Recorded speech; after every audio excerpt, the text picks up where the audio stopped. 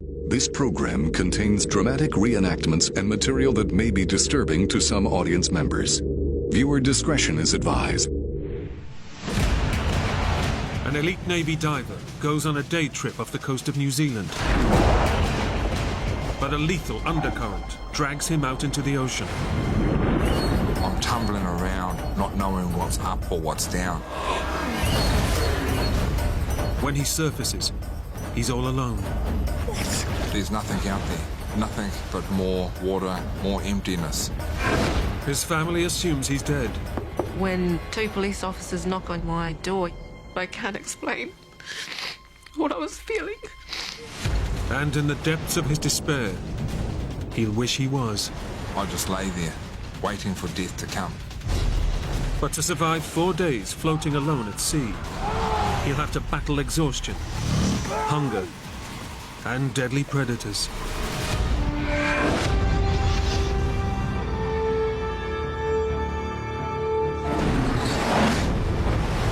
Come on, I'm down here!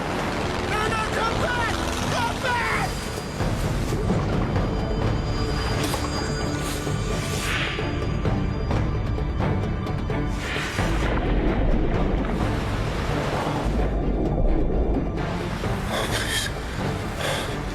Please, Lord.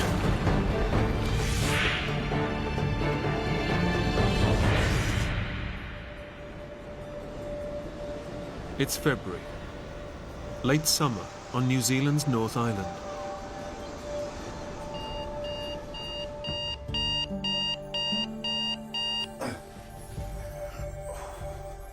Naval Officer Rob Hewitt is at a crossroads in his life. After 20 years in the Navy, Rob is about to become a civilian and is in search of a new career. As a 38-year-old man, I had a wife and children to look after. Rob, I wasn't too sure what I wanted to do. what is it that you're so scared of? Rangi, it's 6 o'clock in the morning, and I'm late. I want an answer. Dying, Rangi.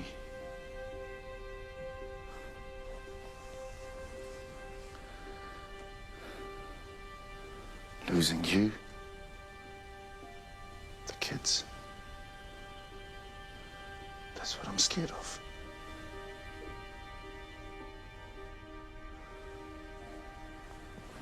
I gotta go. Rob, The mood wasn't very good that morning when he left. Life changed for me in a way that I wasn't quite ready for.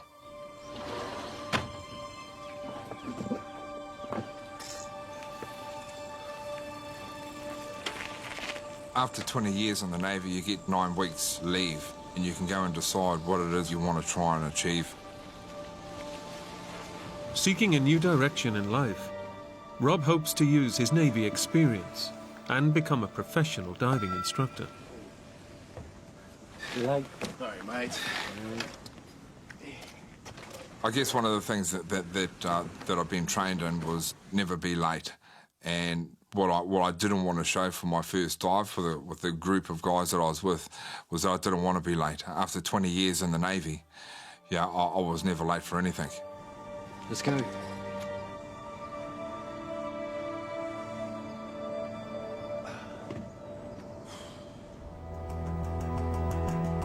And for the first time, he's joined a civilian dive team for a crayfish hunt around the coastal island of Mana. As the boat heads to its first anchor point, Rob eats a light breakfast and looks forward to what he thinks will be the simplest dive of his life. I had dived more places in the world than what I had in my own backyard. Here I was diving over in Singapore, Afghanistan, Australia. As I'm on the boat heading out towards our first dive spot, I'm thinking it's a beautiful day. The water is clean and clear. This is too easy. The mood on the boat was one of excitement. There was some jovial laughing and jokes going on. Then the challenges start popping up. You know, how long can you stay under the water for? How big a crayfish can you get? Thought I'd better get in the water and show them how it's done.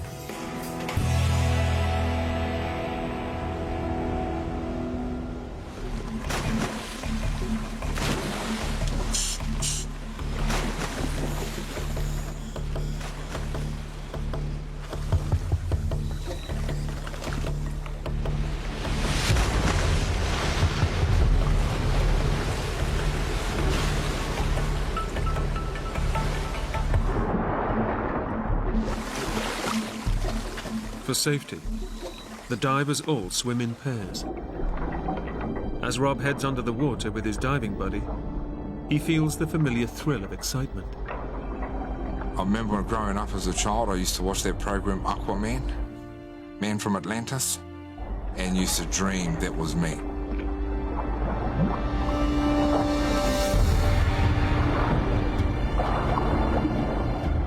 Once I hit the water, I feel like I'm at home. Once I hit the seabed bottom, I proceed to get myself in the hunter-gathering mode. Sometimes when I'm under the water, I'd look under a rock or behind a rock, and I'd think to myself, has anyone else seen this? Has anything else passed over this bit of rock? Am I the first person in the history of this rock to actually touch it or to look at it? And that gives me a sense of strength. It also gives me a sense of achievement. I love a quietness.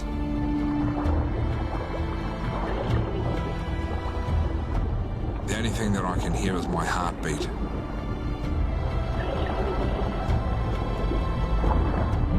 Rob has spent years underwater, successfully locating bodies, mines, and enemy frogmen. But finding crayfish proves surprisingly difficult.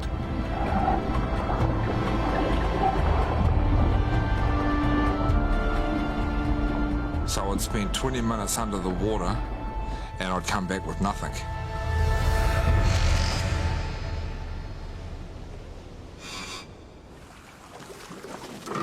Last dive of the day, mate. See if you can catch a crab this time. Yeah. And then this guy showed me his crayfish and he just shoved it in my face and said, look at this. And I'm just like any other bloke. It's a bit of a challenge. And I'm thinking, right, you know, the next dive I was going to find the biggest crayfish that I can. But this time, as Rob and his dive buddy descend, there's a problem. Unable to clear the air from his ears, it's too painful for Rob's body to dive.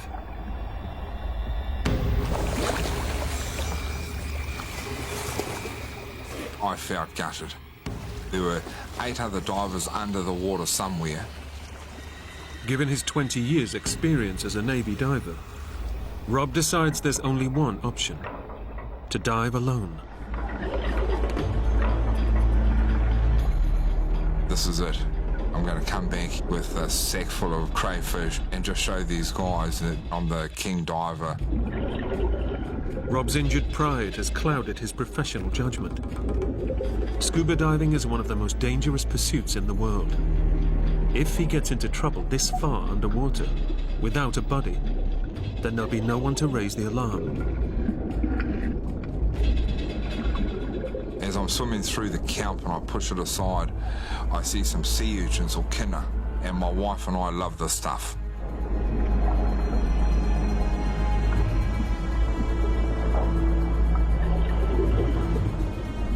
The urchins will make a good starter, but Rob's after the main course: crayfish.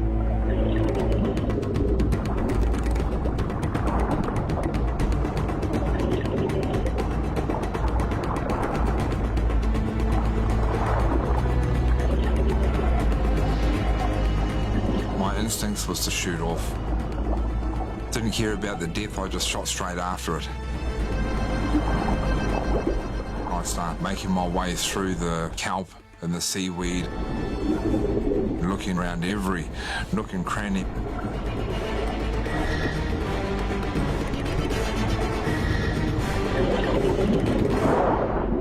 quickly grabbed it and put it in my bag. Rob's pride is restored, but in his haste to catch the crayfish, he hasn't noticed a critical change in the water around him. I felt something different. A lot of cold water just ran over me.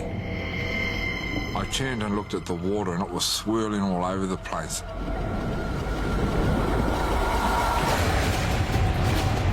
Suddenly Rob's hit by a powerful rip current, a narrow channel of fast-moving water that instantly drags him away from the dive site.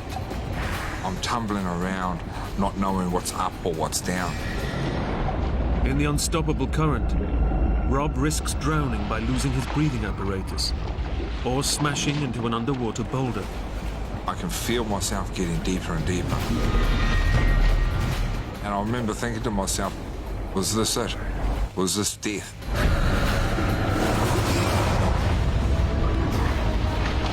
As I'm tumbling around, getting disorientated, it could have been a matter of seconds, or it could have been 2 or 3 minutes.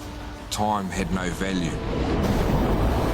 The current is sucking Rob deeper and deeper. If he hits a rock, he'll be knocked unconscious and drown. My ears are starting to pop, and I'm finding it hard to breathe.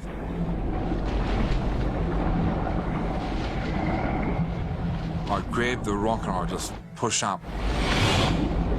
I kick as hard as I can, as fast as I can to get out of the rip. And the light was coming towards me.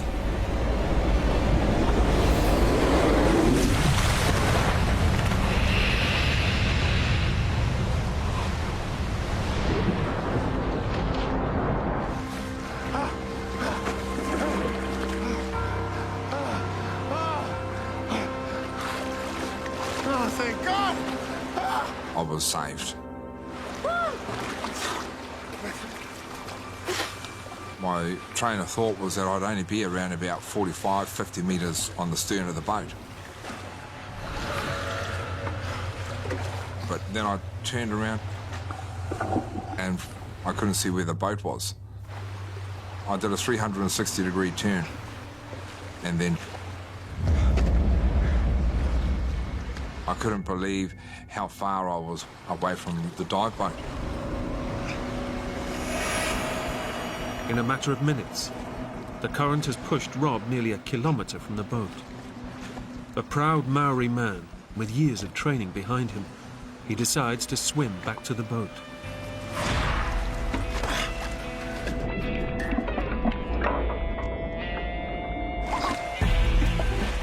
I don't want to be judged by my peers. Rob Hewitt, he was the guy that got rescued 3 days before he left the Navy. I'd done a lot of swim training with my dive gear on. This was my second home. I would kick as long as I needed to kick, and I would get to where I needed to get to. But despite paddling hard, the boat doesn't seem to get any nearer. What?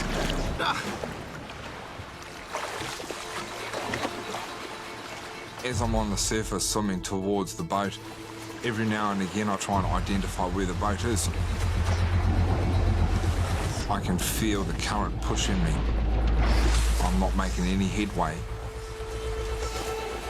Dragged out into deep water, Rob is now in the grip of dangerous coastal currents that surge between New Zealand's North and South Islands. Help! Over here! Come over here, boss! I yelled out as loud as I could. Help! Help! Over here! Help! Over here! But they couldn't hear me. They couldn't see me. Help!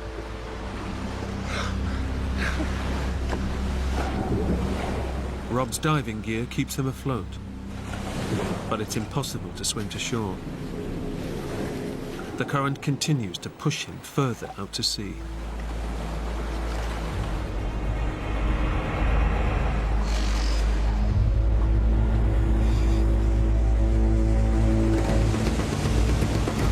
Rob's dive companions realize that there's a man lost and alert the Coast Guard. It seems like there's 2 to 3, 5 boats all looking.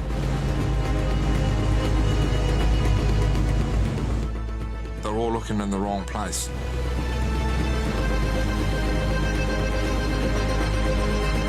Less than half a metre above the surface, Rob's outline is easily hidden by the swell, and the rescuers have no idea he's being washed away by a current. I need to get rescued by anything or anyone just to get out of the water. But as minutes turn to hours, the coastal waters suck him away from the search area, away from land, and into the deadly Tasman Sea.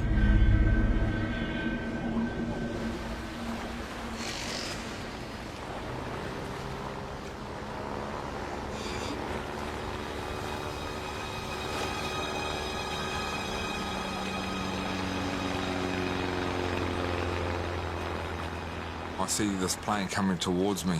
Oh, yes. Yes. My heart picks up. Down here! I think to myself that I can see the plane can see me. I'm going to be rescued. Down here!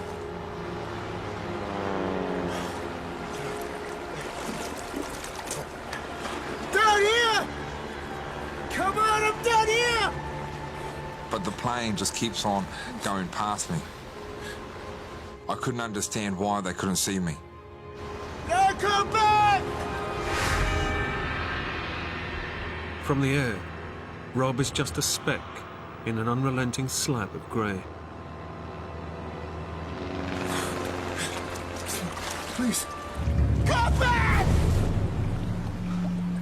As the plane flies away from me and it gets smaller and smaller, my heart drops. The rescue is dwindling. I find myself 5 miles from Mana Island, and I know that I'm still getting pushed out. As the sun begins to set, Rob faces a daunting reality. The rescue planes won't be able to find him in the dark, but the sharks that live in these waters will.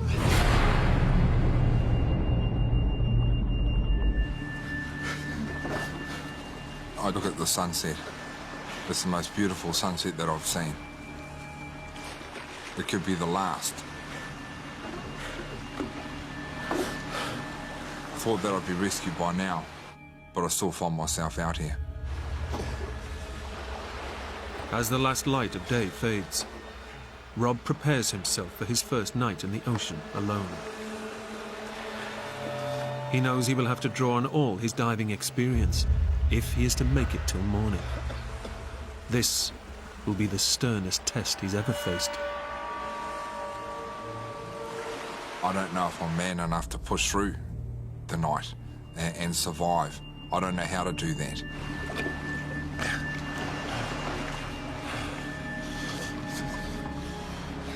I've completed night dives with my time in the Navy, but I don't know anyone that has survived out at night in the middle of nowhere. Meanwhile, Rob's wife, Rangi, finds out he's missing. When 2 police officers knock on your door, you think, geez, what is up? You know, something can't be good. From our conversation earlier that morning, What is it that you're so scared of?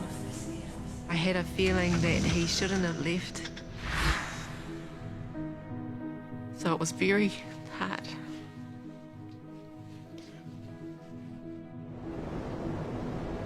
Alone in the sea, Rob faces the greatest challenge of his life. Make it through the night alive and pray for rescue in the morning.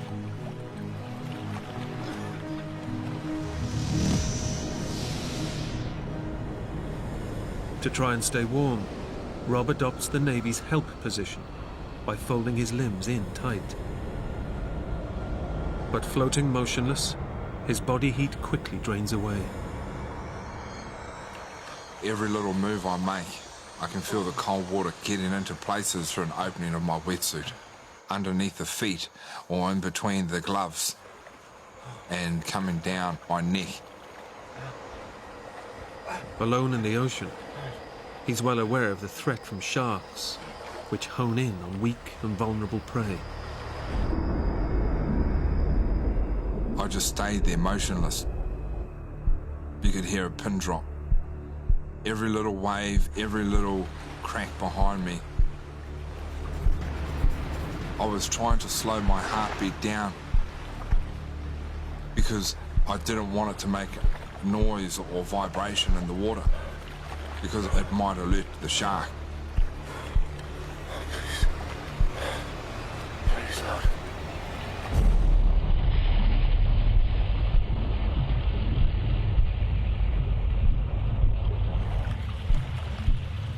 All I want to know is when the sun's coming up.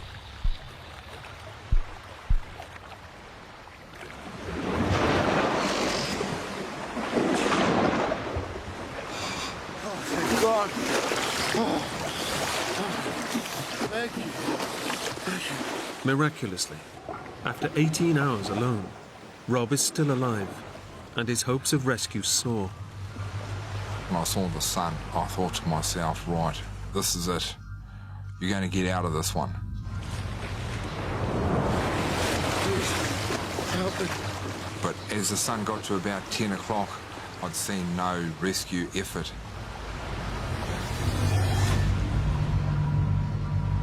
The current has now taken Rob 16 kilometers from the original dive site.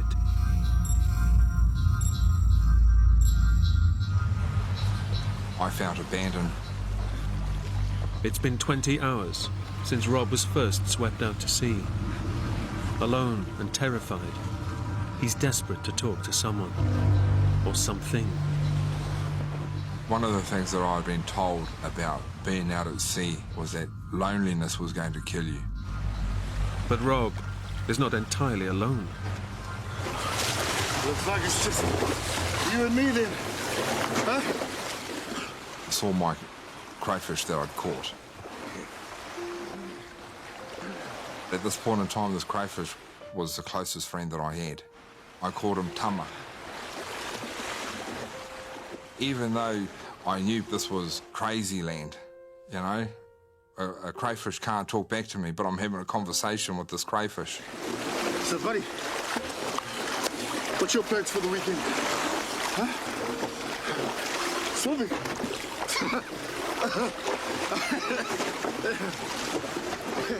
Swimming. He's a girl.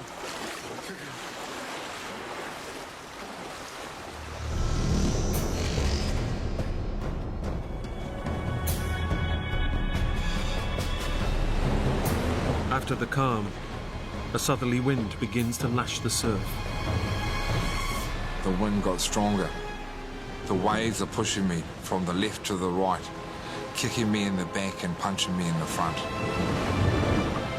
My eyes are stinging, I can't see anything.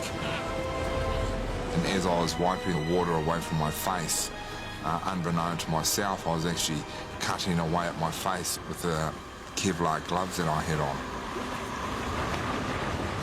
28 hours of constant soaking has left Rob's skin loose and vulnerable to bacteria and injury.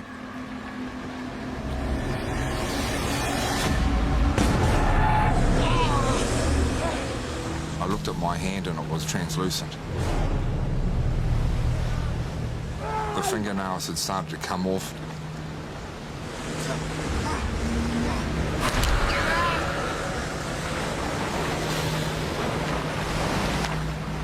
The pain that I felt was unbelievable. The sea is slowly killing him, and there's nothing he can do.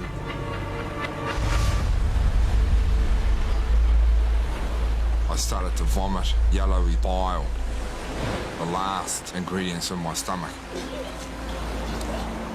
Rob has had nothing to eat or drink since entering the water. I thought I'd hit rock bottom. I needed to try and figure out how to stop vomiting and to put something in my stomach.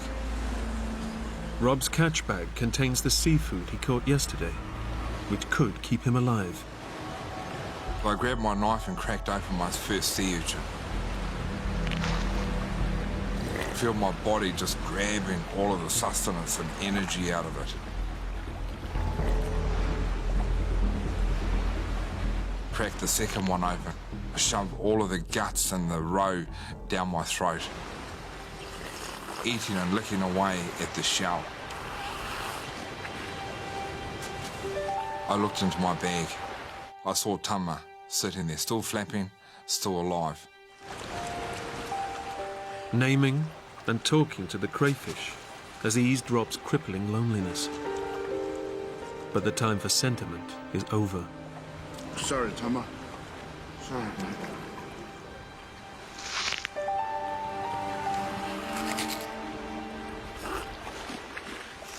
It tasted as if it was the first meal I'd ever had.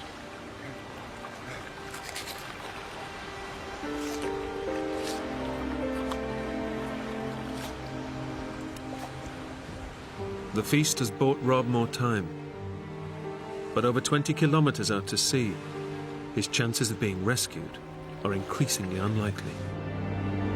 And with no fresh water to drink, Rob knows he needs a miracle if he is to survive.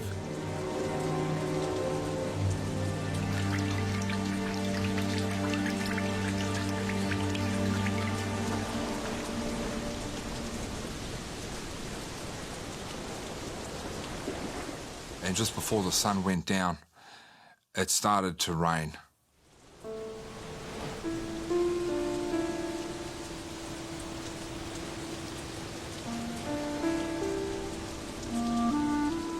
Down into my mouth, onto my swollen tongue, and opened up my mouth as wide as I could.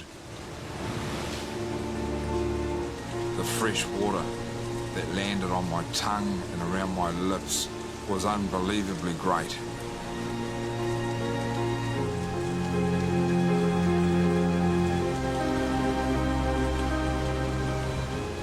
I tried to grab and suck as much fresh water as I could. It gave me a sense of life. I had another chance. The crayfish meat and brief rain shower are just enough to pull Rob back from the brink and fire his will to survive.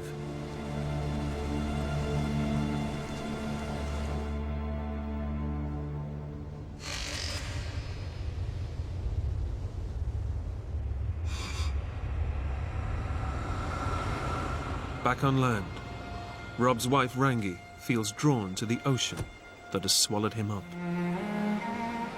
I walked out into the sea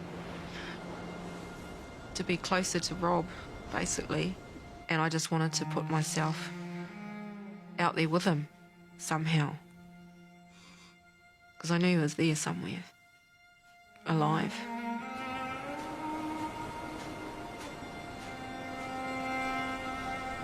Felt like a bit of a crazy woman at the time, while Rob was missing.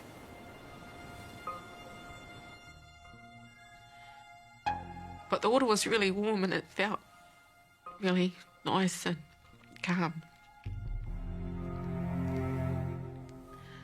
But I can't explain what I was feeling.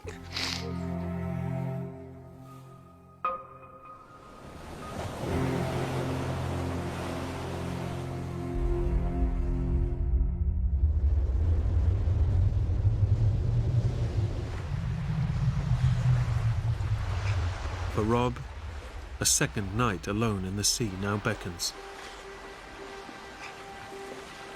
I see a light. It could be on the mainland. I'm unsure, but I still see a light. Rob has drifted so far north that he's within sight of another offshore island. Help! Kapiti. Help! It gives me a beacon of hope. It gives me a direction.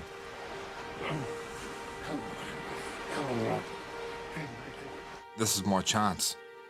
My chance to save my life. It's the first time the inescapable coastal currents have pushed him close to land, and he's determined to swim for it.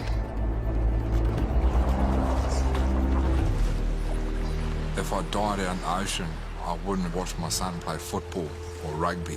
I wouldn't go to my daughter's birthday or even give her away at her wedding. As I got closer to the island, it seemed like a mile and a half away. I was close, I could nearly touch it, I could nearly smell it. But just when it seems Rob will make it back to land, his strength begins to fail. Each crawl I go forward, I can feel my bones, I can feel my body creaking. The cramp is starting to set in. The tide, once again, turns against him. Rob's tough naval training and stubborn will to survive are no longer enough. The wind and the waves were pushing me further and further out. The body just gave up, and I blacked out.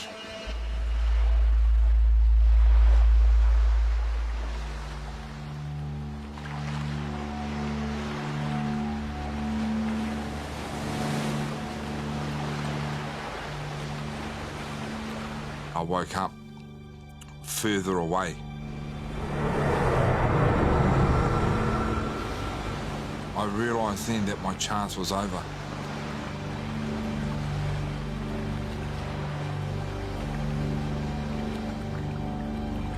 It's the final straw. 40 hours after the nightmare began, the current is now dragging him back out to sea. There's nothing out there, nothing but more water, more emptiness. This is it. I'm spent, I'm gone. I tried everything. I'd swum as far as I could, ate what I could, drunk what I could. Now, I just lay there, waiting for death to come.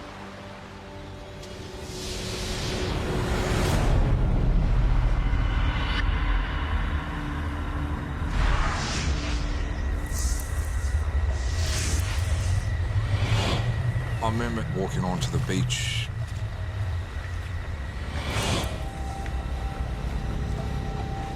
Going into a local shop.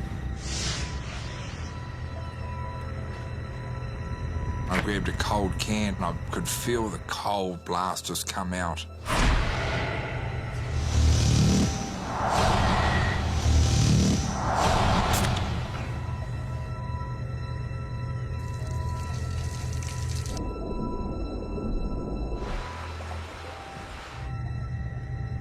Then next thing I knew, here I was back in the water.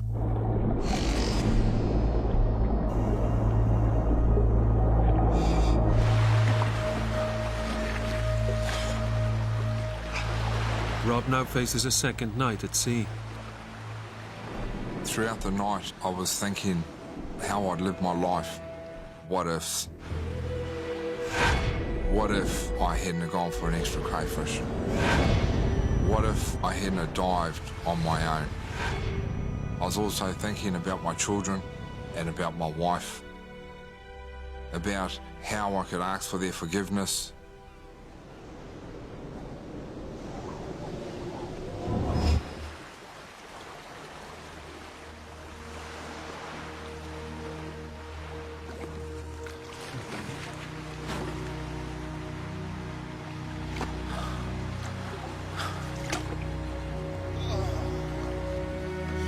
Daybreak finally arrives, bringing with it new hope of rescue. Help! Help! Somebody help! Please. Please, God. But as Rob begins his third day alone in the ocean, he knows he is perilously weak. He removes his oxygen tank and buoyancy jacket. There's no air left in them. They are dead weight.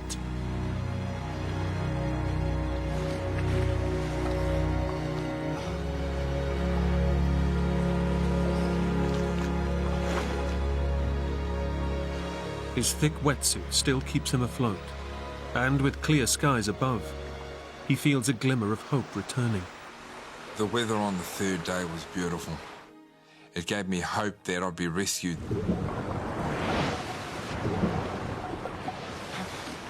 But Rob has been lulled into a false sense of security. I see a shape, something quick just coming past.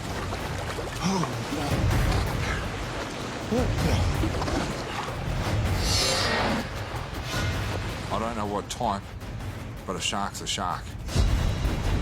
I grabbed my knife out.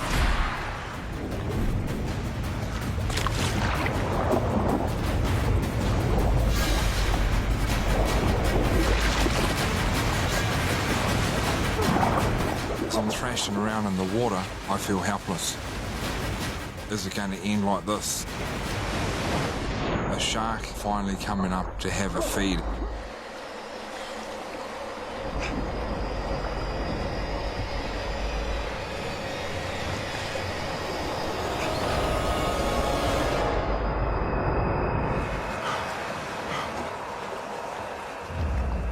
I just stayed there motionless. 2 minutes was 5 minutes. The next minute was an hour. I was still there. As the day goes on, it isn't sharks that threaten his life. The bright sunshine that Rob thought would bring out more rescue teams is slowly cooking him alive.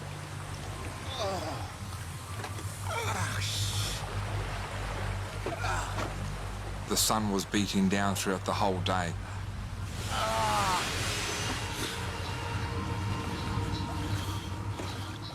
I feel toasted. My face felt swollen. My tongue was swelling. I can feel that the skin is blistering.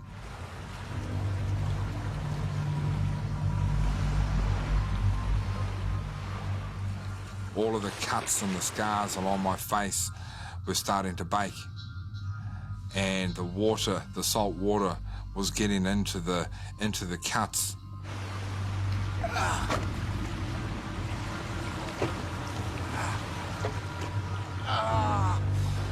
Here I was, thanking God for a beautiful day. But this beautiful day would bring me pain. In normal conditions, the human body can go 3 days without water, but that's vastly reduced in the ocean. Having drunk only a few drops of rainwater, Rob is dying of dehydration. The relentless sun only makes it worse. There was only one place for me to hide, and that was under the water.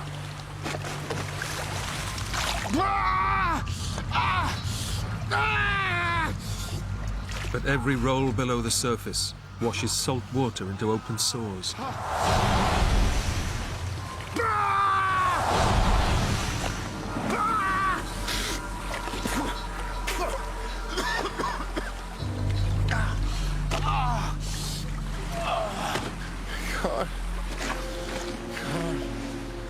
I could hardly breathe. Please, God. He's seen no sign of rescue for 3 days. And if the sharks don't kill him, lack of water certainly will.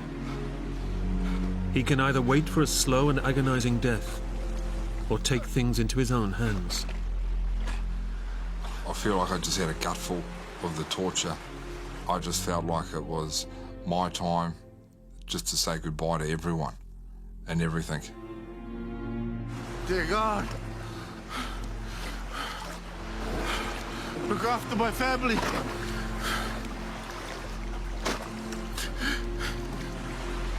Look after my family. Oh.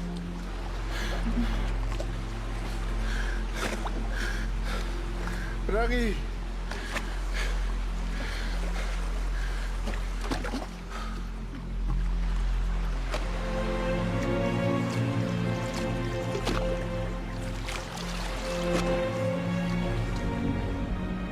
As I'm under the water, I can feel my heart beating, as if it's beating out of my chest. I can just feel the thump, thump, thump in my head. Oxygen is wanting to get there, but I'm not allowing it to. I just wanted to kill myself.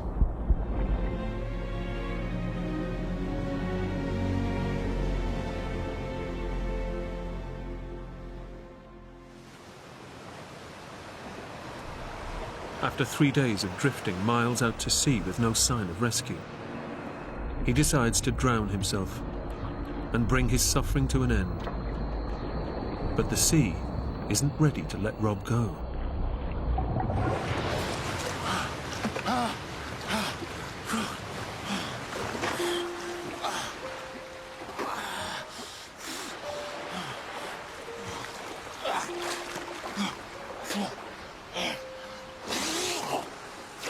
When I came to, I felt gutted.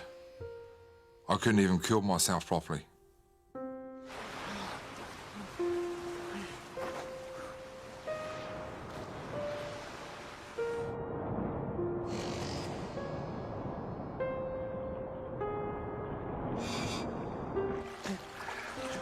Rob now knows he's facing certain death alone, and takes what comfort he can from thoughts of his loved ones. I tried to call out names of people that I loved, just to give me some sort of connection. Casey. I love you, son.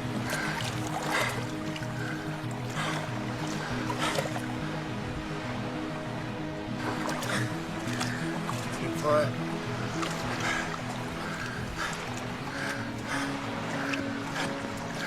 Rangi.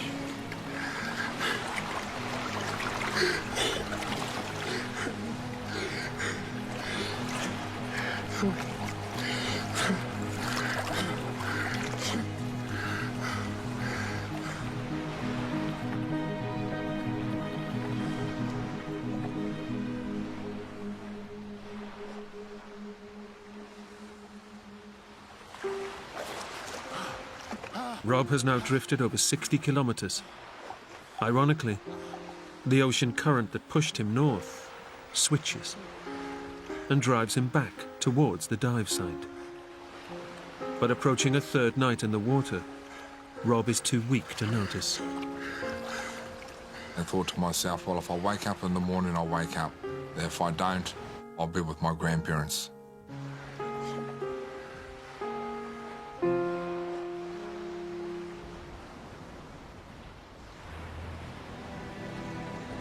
On the mainland, rescuers think Rob must be dead.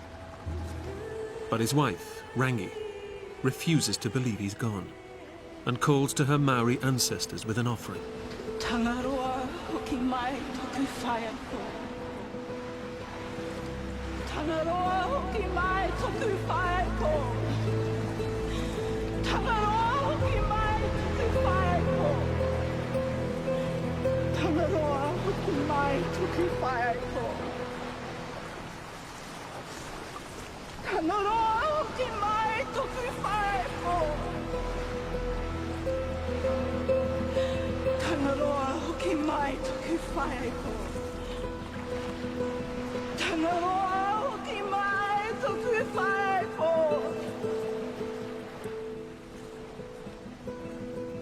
I had my greenstone, which one of my grandparents had given me, and tied it with my daughter's stone that Rob had given to her. While I was doing that, I was doing a calling out to my ancestors to return him back to us.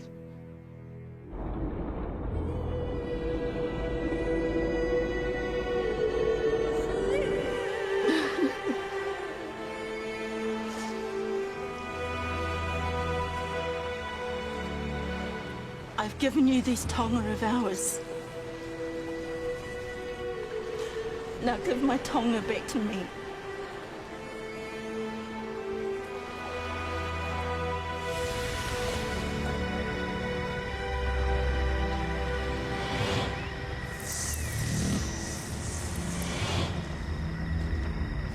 Rangi's prayers may be too late.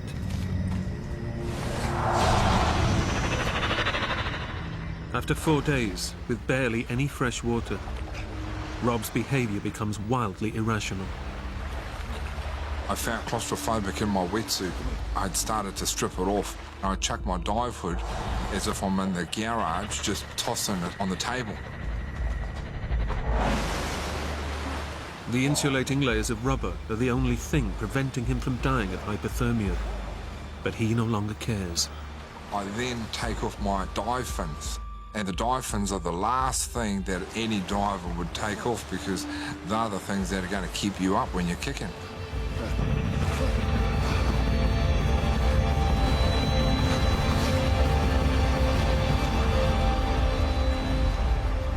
Nearly 75 hours since he first dived for crayfish. Rob is unaware that the ocean current has deposited him back where he started, near Manor Island. And he's ditched all the gear that has kept him afloat and alive.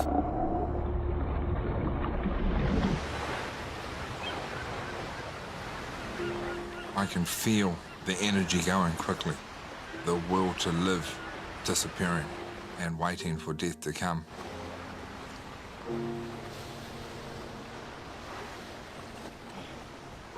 All I can see is a white fluffy cloud just sitting there. I've said for my children, my family, no one would have known that I at least tried to stay alive for 3 days. Tried to stay alive for them. But all I'm worried about and concentrating on is that cloud.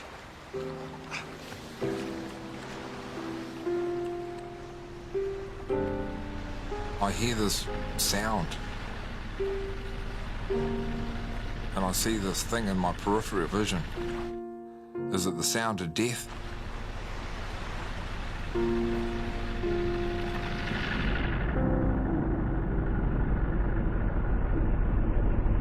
Rob, we're gonna throw you in the red!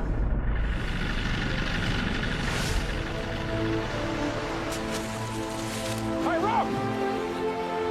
The Maori gods have answered Rangi's prayers. He's got it.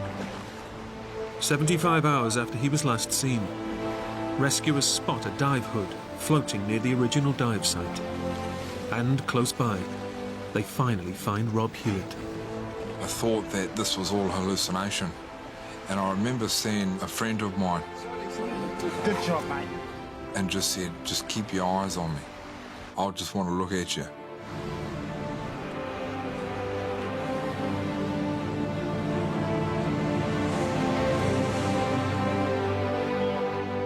Rob was rushed to hospital, suffering from extreme hypothermia, chronic dehydration, sea lice and sunburn. He'd lost nearly 10 kilos in weight. 14 months later, my wife and I had a daughter called Oho Mairangi, which means the awakening. Rob finally retired from the Navy. He now works as a diving instructor in the very waters that so nearly took his life. I'm happy and I'm alive, and that's what really counts.